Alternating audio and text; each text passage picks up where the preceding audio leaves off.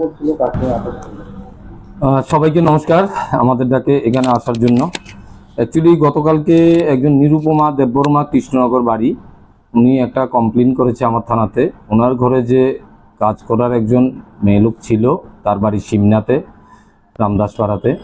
তো বিগত প্রায় 1 বছর ধরে ওনার ঘরেই উনি কাজ করে হাউসমেট হিসাবে। তো ওনার ঘরে কাজ করার সুবাদে উনি গতকালকে হঠাৎ উনি দেখতে পায় ওনার ঘর থেকে কিছু গোল্ড অর্নামেন্টস মিসিং।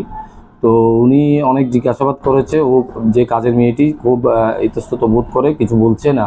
তখন আমাদের কাছে একটি কমপ্লেন ফাইল করে এবং ওই মেয়েটির বিরুদ্ধে, এবং কমপ্লেন মতো আমরা আমি একটা কেস রেজিস্টার করি। এই সুবাদে এখানে লেখা হয়েছিল একটি গোল্ডের চেইন, একটি ডায়মন্ড প্যান্ডেন্ট, এক পেয়ার কানের ডায়মন্ডের নিয়ে গেছিল। আরও 1-2টা জিনিস আছে যেগুলো আমরা ইনভেস্টিগেশনে দেখছি।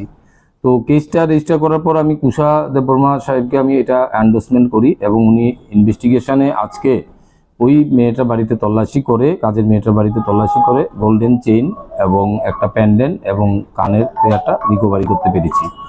তো আজকে আমরা জিনিসগুলো সিজ করেছি, এবং ওই যে লোকটি কাজ করেছিল তাকেও আমরা অ্যারেস্ট করেছি। এখন সে কোর্টে যাবে এই কেসে।